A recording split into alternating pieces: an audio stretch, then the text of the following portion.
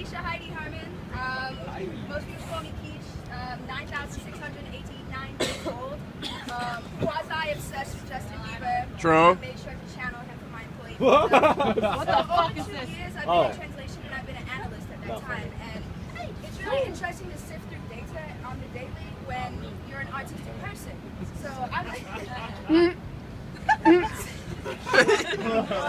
You're ruining our JP. It's great because now I can calculate the tip very well at dinner, but I've always been an artistic kid, so this is me when I'm like 10, and I was winning an art competition at the time, and it's really interesting when I started here just trying to find out like the world of data and try to find my art in that, and I couldn't. So in order for me to keep my sanity, I made sure to get back to my home base every day, which is drawing and coloring and all of that sort, and I channel it all through this. So this is my notebook, at No Mail, everyone go follow. So every single day I make sure to make a point to get analog and give to this book, whether it's on the way to work in the morning, on the way home. Sometimes I get really into it and nearly miss my stop, but it definitely helps for a creative person to always be channeling it. And, you know, anywhere, when you're in a meeting with Big Ride, but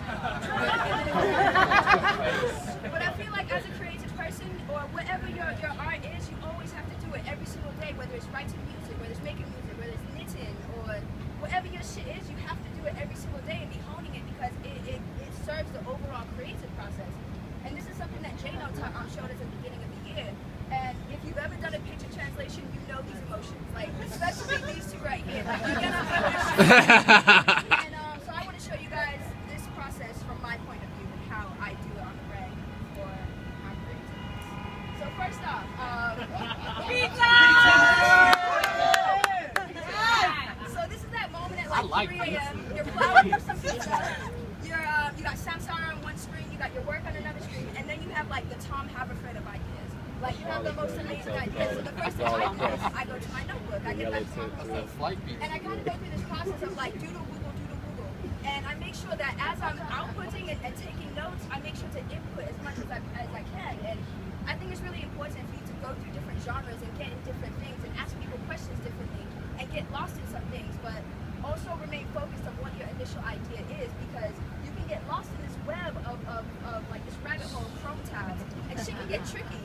And when that happens, you kind of get lost in the start of like, you know, what's the color meaning of pink to what's Cameron's zodiac sign, and then you're like, you forgot what the idea is, and you can start to think, wait, okay, maybe this idea is actually shit, and maybe this is the Jerry of ideas. What do you say? The Jerry of ideas. And then you kind of, I don't know, for me, I kind of go into this spiral, and I kind of get lost in it, and it goes to like a bit of a dark place, and I think I can never be creative again, my light bulb is turned off forever, and then I start to think, well, actually, maybe I am actually shit. And you can't equate yourself to poop at this point, and it gets to the point, but for real, like, you can really get discouraged or this doubt, and it gets to the point where you don't even try to flip the switch anymore to see if it works, because you just believe that you can. So when I get to this point, I jump ship. I get out. I close the project, and I just walk away from it. I turn off the layers, whatever it is, and I just step away. And I find it very important during this time to make sure to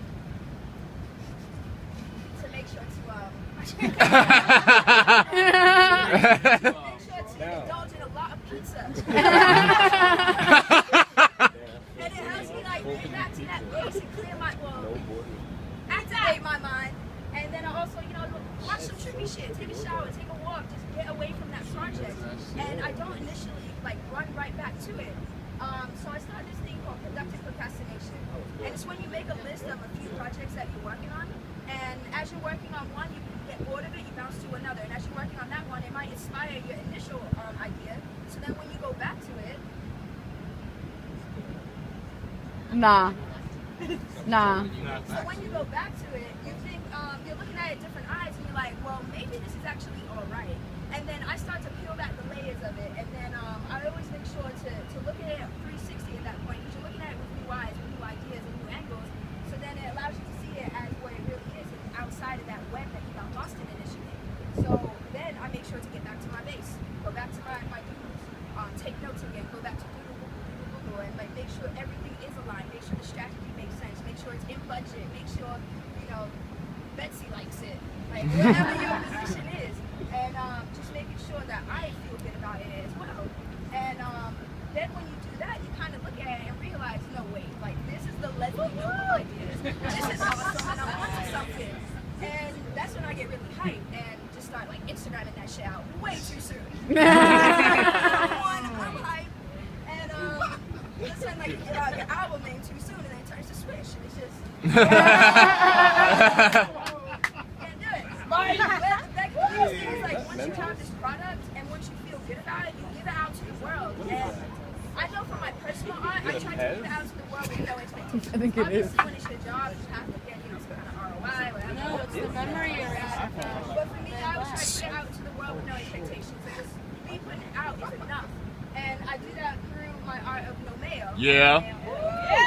Yeah.